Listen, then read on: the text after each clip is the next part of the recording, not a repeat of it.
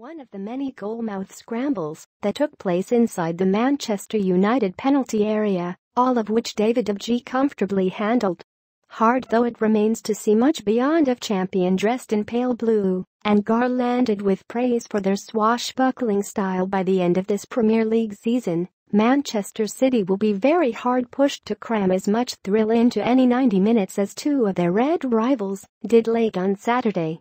Arsene Wenger, still puzzling over how his Arsenal contrived to lose by 2 goals at home to Manchester United on a raucously compelling evening in North London, had advised in his matchday program notes that maybe this game doesn't define the season as much as it used to, but it's still a very big match and a very important one. It sounded almost apologetic.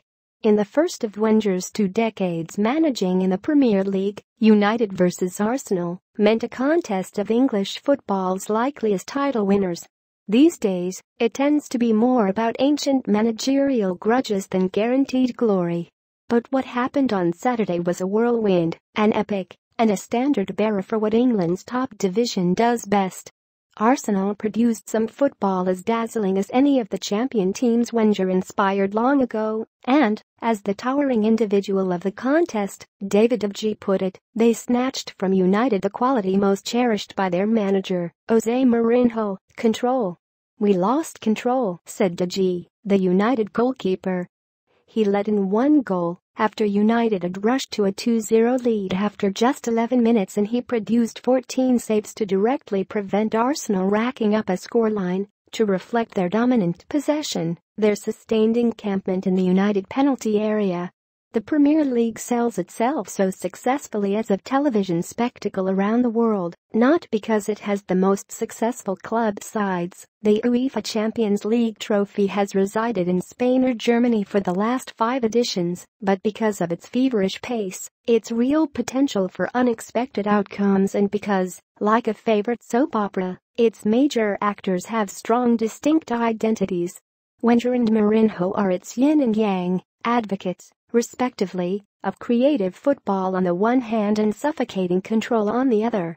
Arsenal's creativity was wonderful to watch on Saturday. But so was de Gea's astonishing capacity to give order to chaos. He used every limb, saving with hands and feet, blocking from point-blank range more than once and looking, always, utterly compassed. Carelessness cost Arsenal, sloppiness in possession by Laurent Koscielny and Shkodran Mustafi seized on by an aggressive, urgent United in an opening phase Mourinho could hardly have scripted more perfectly. He already had 3 central defenders on the pitch, a tactical tweak for the day, and, being Mourinho defenders, they are familiar with the drills of, to use Mourinho's own phrase, parking the bus. By the end United had their 3 points, yes, but their parked bus was dented, windscreens cracked, bumper hanging off, with only its driver, the superb de Gea, unperturbed. Paul Pogba's red card, issued for a reckless, sole-of-the-boot ram into Hector Bellerin, spoke of a United rattled, and the consequences of that foul are heavy.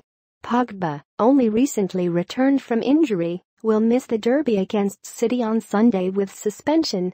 That's a major absence. Pogba has been a giant for United at times this season, and the fluent recent form of Jesse Lingard, who scored twice against Arsenal, and Anthony Martial owes a good deal to the support play of Pogba behind them in midfield. United against City is the headline summit meeting of the season so far, the strongest challenger up against the champion-elect. But Arsenal-United, Chapter 18 in the Odyssey of Wenger vs Mourinho clashes has been the match of the season so far. And it will take